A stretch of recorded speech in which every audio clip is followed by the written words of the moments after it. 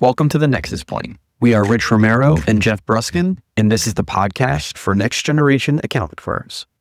Hi, everyone. Welcome back to the Nexus Point Podcast. As always, my name is Rich, and we're here with managing partner and CEO of White Tiger Connections, Jeff Bruskin. How are you today? I'm doing great, Rich. How about yourself? Doing well. Can't complain. So today we're going to be talking about the triangle framework that sits at the core of how we think about the modern advisory firm.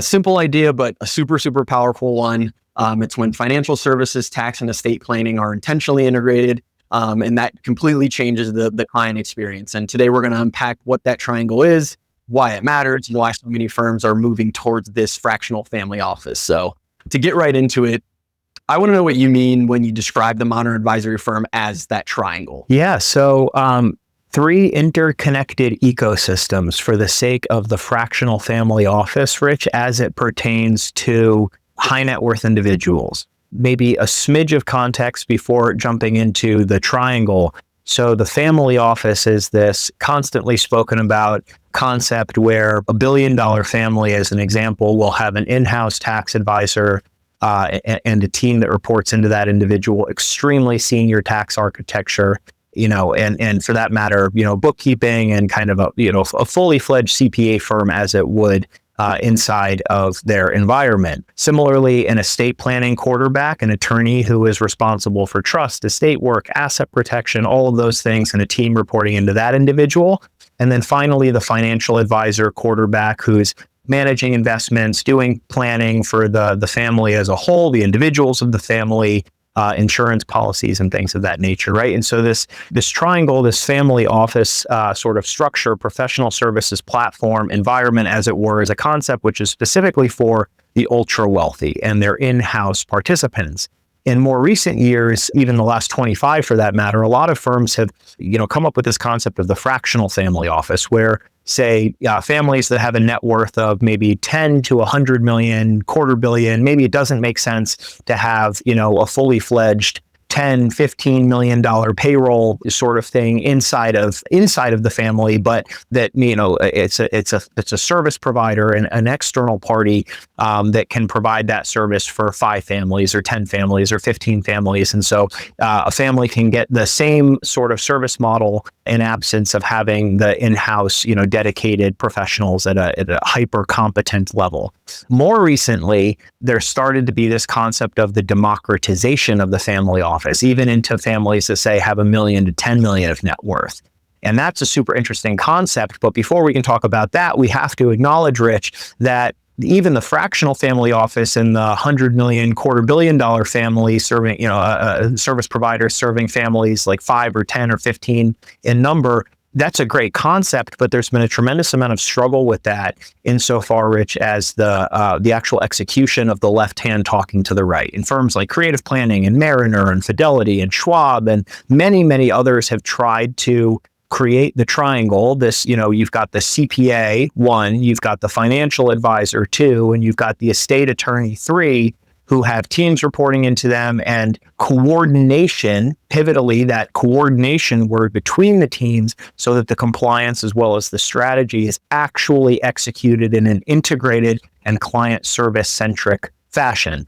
Very fun to talk about, very hard in the last decade to actually execute that. Very few firms have. And now there's even the furthering of that through the democratization, $1 million to $10 million net worth families as an example, where many firms still trying to build it out for the $100 million or the $250 million family are struggling. And obviously, it does get harder to actually carry it out as you get lower and lower to the ground, more in the mass affluent or the low end of the high net worth space. So to answer your question directly, what is the triangle? It's where these 3 interconnected service providers, ideally of outstanding competence, are working in coordination with one another for the client's best interest. Yeah, thank you for all that clarification too, because I wanted to ask why it was so important that the financial services, the CPA services, and the estate planning were typically like the 3 most critical parts of that. Obviously, triangle's 3, but those tend to be the most important to building that out. My next question, you talked about it just a tiny bit, which I'm glad you did, was talking about like what happens and what changes for the client when those three disciplines are actually integrated instead of just loosely coordinated, like you talked about. Like what changes for them on a day-to-day basis, or just how their wealth journey kind of builds and progresses. I think a lot of it, the interesting thing about these services is that they don't exist in a vacuum. They're contiguous, right? Where does tax end and accounting begin? Where does wealth end and planning begin? Where does planning end and tax begin? Where does planning end and estate begin? You've got your kids on payroll, the bookkeeping of the trust and the bill pay of the family and all of these things, Rich, they're so interconnected with one another in flow throughs and in tax loss harvesting. And I mean, just so many different layers of interconnectivity between these disciplines. The interesting thing is the wealth advisor is commonly seen, the financial advisor, as the quarterback, right? In terms of, RIAs and broker dealers who are managing X number of billions or tens of billions in assets across, hundreds or thousands of clients. They're seen as the quarterback. And yet when they don't have these integrated services, they often get egg on their face trying to coordinate between external parties like law firms or CPA firms, especially the CPA firms who are so inundated already and kind of can't really figure out workflow and capacity development and talent. Talent is the biggest thing in the CPA profession. And why these three, to your other point, these three are kind of the most relevant and interconnected in terms of not only the wealth journey, but the tax journey, because, you kick the can down the road for far enough through lost harvesting and things like that and deferrals. Eventually, you got to pay the tax man unless you have a structure that eliminates that. And of course, that's the question, is that pivotal moment of being able to bypass the tax obligation. And the system is designed to allow for that. In terms of your other question around what it actually does, I really don't think you can overstate how paramount this is. And it becomes increasingly paramount, obviously, as you get into billion, 5 billion, 10 billion, whatever it is of net worth, right? I mean, this is why these people are paying exorbitant sums of money to have dedicated staff, who may end up twiddling their thumbs, a lot of the day, increasingly so with AI coming into the picture, but being there at that moment when the call actually is made, or when one of the family members needs a sounding board for something, is worth, in many cases, tens of millions of dollars a year to these ultra wealthy individuals. Similarly, one might argue, Rich, that it's actually even more important to the person who has less wealth, the person who's only 20 million of net worth.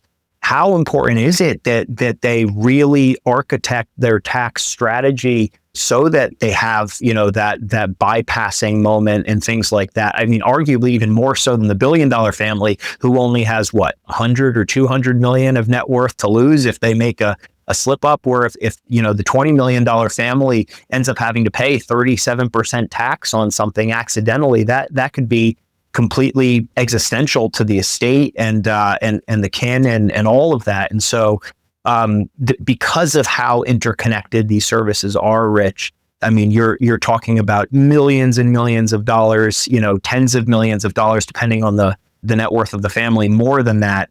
And you also have to think about the kind of the personal implication, because that $20 million family that has 5 kids and 8 grandkids, all of a sudden that's not an incredibly large amount of money for someone who might look at, the patriarch or the matriarch and that sort of way, and may have designs on college or business ventures or real estate aspirations or whatever it could be. And so there's a tremendous amount of material legacy that is caught up in not misstepping here. Yeah, and I appreciate that the last bit that you were touching on there, Jeff, because I mean, these families have worked their whole life to build the wealth that they have. There's a lot of trust in the relationship, and what, like you mentioned, what they're leaving behind is for their family and for their loved ones, or maybe it's if they don't have that, it's for the community and things like that. And that means a great deal to them. So it's important that it's protected. Absolutely. That it's worked on consistently and that it's, clear and well managed. You touched on a little bit here too, and I'm curious as your full opinion, where is why does it seem like maybe RIAs and broker dealers are potentially the most natural starting point? Or do you feel like there's a different part of that triangle that makes the most sense for you to start at when you're trying to, do this fractional family office thing? Yeah, I think the RIAs and the broker dealers, Rich, have the most to lose from not integrating these services, because more and more of the clients are expecting the one-stop shop from them, because they're commonly seen as the quarterback of the client's financial life and the architecture of their wealth journey, that they're going to coordinate with the estate planner. They're not going to file the estate documents or anything like that. And they may not even be aware of all of the nuance of the estate, especially if it is in a different state, because a lot of the estate nuances are state specific as opposed to federal specific or federal general.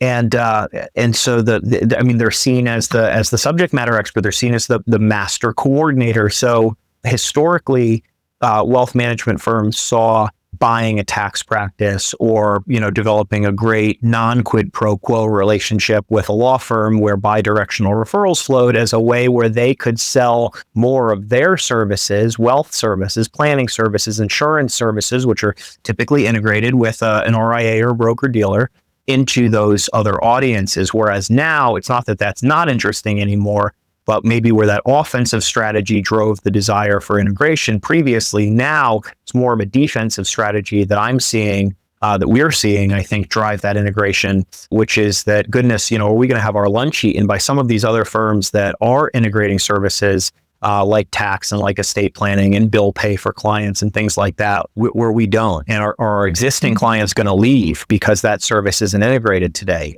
because of how many clients are frustrated, especially with their CPAs.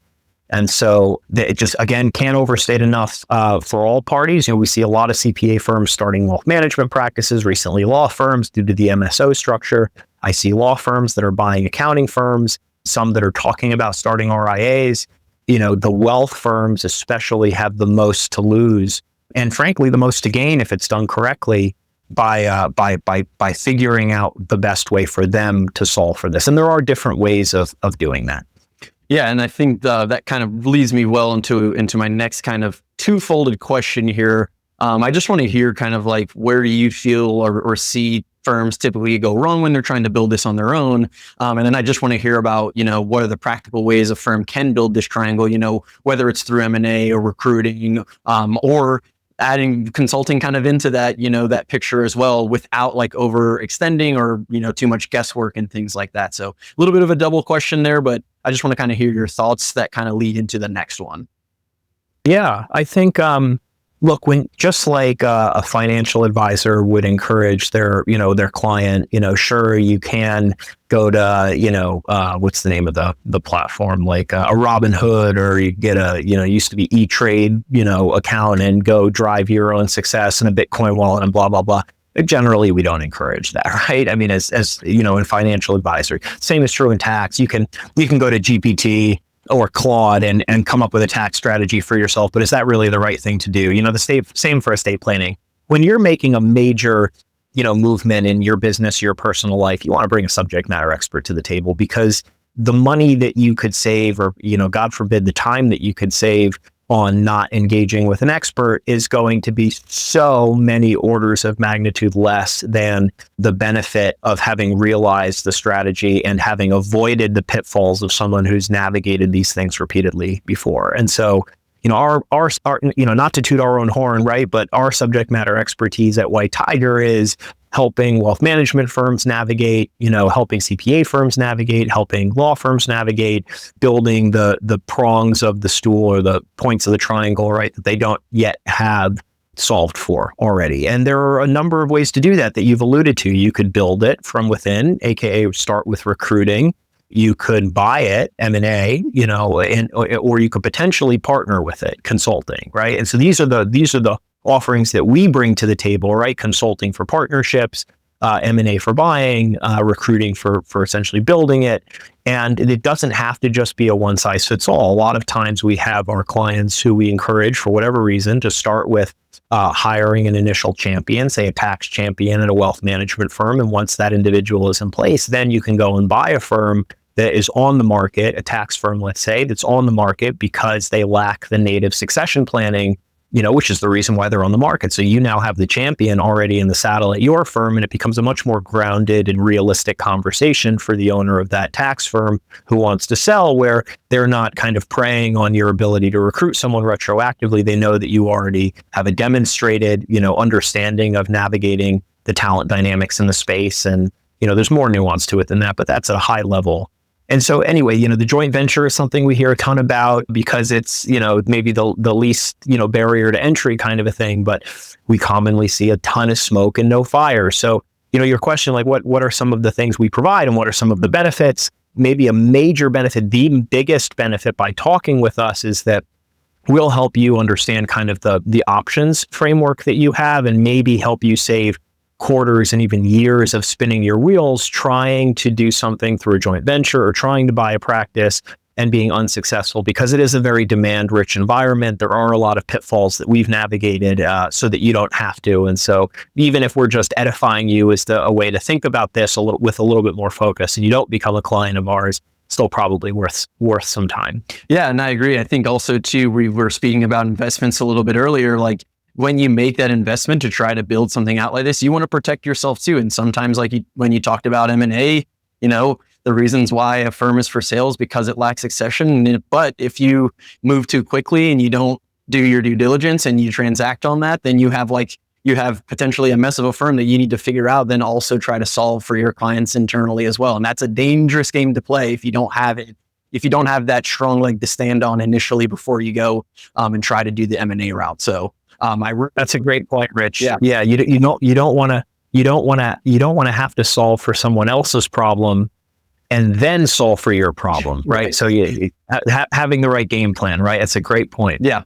And I like I said, I appreciate the conversation today because I think like we've been seeing, we're very confident that we see the market kind of moving in this way. And when all three of those sides of the triangle work together, firms, they don't just grow, they become, durable, they can differentiate themselves and they become far more valuable, like for themselves as an enterprise value, but then also for the client as well. And that's really the goal at the end of the day. So that's all I have for you today. If you want to add anything else, feel free to throw it in there. But until next time, my friend. Well, I will just add one more major point because we actually didn't talk about it too much today. So if you'll allow me, Rich, another maybe 3 minutes or so. Of course. Please. I think it's definitely worth it to also just talk a little bit about the benefits for a CPA firm to start a wealth management practice, because more and more we are seeing in the market CPA firms that don't want to sell to a wealth management firm, that don't want to do the joint venture thing, because we like to say here at White Tiger that the accounting profession is objectively less cash flow accretive, less enterprise value accretive, more labor intensive, less talent, in the market, and ultimately more work than the wealth management profession is. So everything that can be kind of wrong with the CPA profession is, and this is actually a major reason why there is such a talent crisis in the space, why CPA firms can't kind of build their capacity successfully in AI and remote work. And there are things that are improving the space.